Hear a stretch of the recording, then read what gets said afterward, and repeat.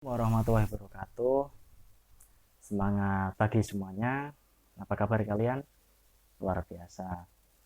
Baik, ada yang tidak masuk hari ini? Oh, masuk semua ya. Oke, bagus.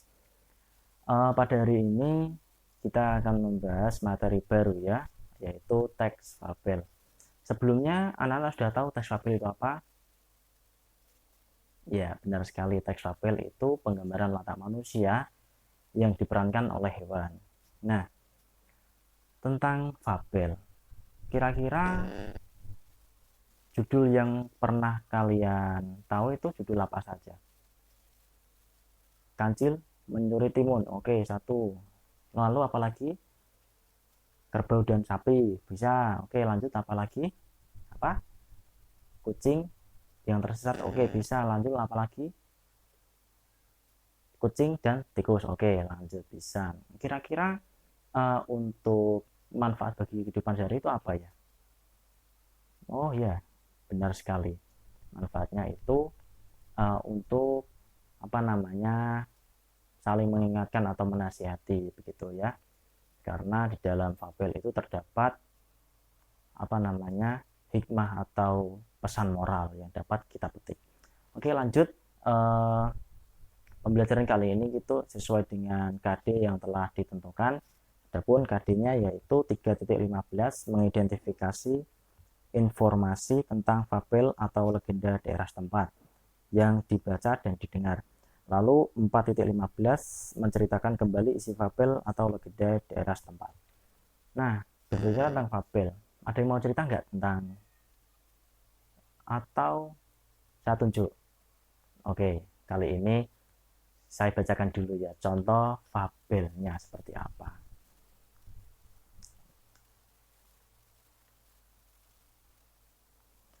Judul fabelnya apa coba? Nah, fabelnya contoh fabel. Kupu-kupu berhati mulia. Dikisahkan pada suatu hari yang cerah, ada seekor semut berjalan-jalan di taman. Ia sangat bahagia karena bisa berjalan-jalan melihat taman yang indah. Sang semut berkeliling taman sambil menyapa binatang-binatang yang berada di taman itu. Ia melihat sebuah kepompong di atas pohon. Sang semut mengecek bentuk kepompong yang jelek yang tidak bisa pergi kemana-mana. Hei kepompong, alangkah jelek nasibmu. Kamu hanya bisa menggantungkan di ranting itu. Ayo jalan-jalan, lihat dunia yang luas ini. Bagaimana nasibmu jika ranting itu patah? Sang semut selalu membanggakan dirinya yang bisa pergi ke tempat ia suka. Bahkan sang semut kuat mengangkat beban yang lebih besar dari tubuhnya. Sang semut merasa bahwa dirinya ialah binatang yang paling hebat. Si kepompong hanya diam saja mendengar ejekan tersebut. Pada suatu pagi, sang semut kembali berjalan ke taman itu. Karena hujan dan di mana-mana terdapat genangan banjir atau lumpur. Lumpur yang licin membuat semut tergelincir ke dalam lumpur. Ia terjatuh ke dalam lumpur. Ia berteriak sekencang mungkin untuk meminta bantuan. Tolong, bantu aku. Tolong, aku mau tenggelam. Tolong. Untunglah saat itu ada seekor kupu-kupu yang terbang melintas. Kemudian kupu-kupu menjulurkan sebuah ranting ke arah semut. Semut, peganglah erat-erat ranting itu. Nanti aku akan mengangkat ranting itu. Lalu sang semut memegang erat ranting itu. Si kupu-kupu mengangkat ranting itu dan menurunkannya di tempat yang aman. Kemudian sang semut berterima kasih kepada kupu-kupu karena kupu-kupu telah menyelamatkan si semut tadi. Si kupu-kupu mengangkat ranting itu menurunkan di tempat yang aman. Kemudian sang semut berterima kasih kepada kupu-kupu yang karena ia memuji kupu-kupu sebagai binatang yang hebat dan terpuji. Mendengar pujian itu, kupu-kupu berkata kepada semut, "Aku adalah kepompong yang pernah diejek," kata si kupu-kupu.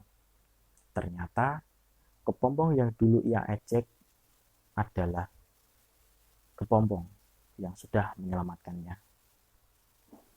Akhirnya, sang semut berjanji kepada kupu-kupu bahwa dia tidak akan menghina semua makhluk ciptaan Tuhan yang ada di taman itu. Selesai. Nah, dari cerita fabel tersebut, kira-kira apa ciri-ciri fabel itu? Mungkin bisa menjawab atau mungkin bisa berdiskusi terlebih dahulu. Ya, oke. Silakan. Ada yang mau menanggapi? Oke, tokoh utama binatang. Benar. Lalu apa lagi? Alurnya singkat. Oh ya, alurnya singkat bisa. Lalu yang belakang? Ya bisa itu. Alurnya singkat dan pesannya dituliskan langsung di teksnya. Begitu. Oke, lanjut.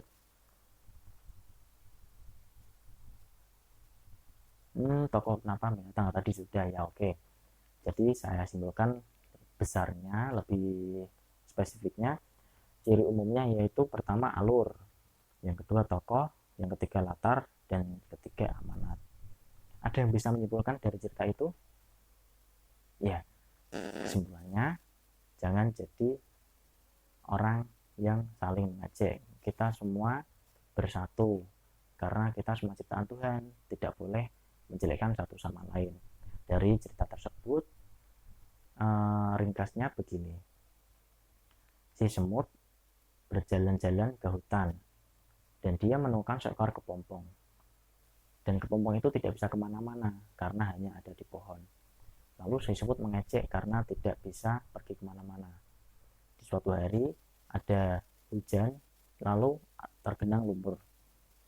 Dan semut itu terjebak ke dalam lumpur dan akhirnya ditolong oleh kupu-kupu yang telah diejek. Kupu-kupu tersebut berasal dari kepompong yang dulu pernah diejek. Lalu akhirnya semut berjanji tidak akan mengulangi lagi mengejek makhluk ciptaan Tuhan. Nah, seperti itu. Kira-kira ada pertanyaan sampai di sini? Ada pertanyaan? Ya, mungkin itu saja dulu. Setelah ini, silakan baca satu fabel dan tuliskan ke dalam buku harian yang pernah dulu kita diskusikan. Seperti itu. Kalau tidak ada pertanyaan, mungkin kita akhiri sampai di sini. Sampai jumpa pertemuan berikutnya.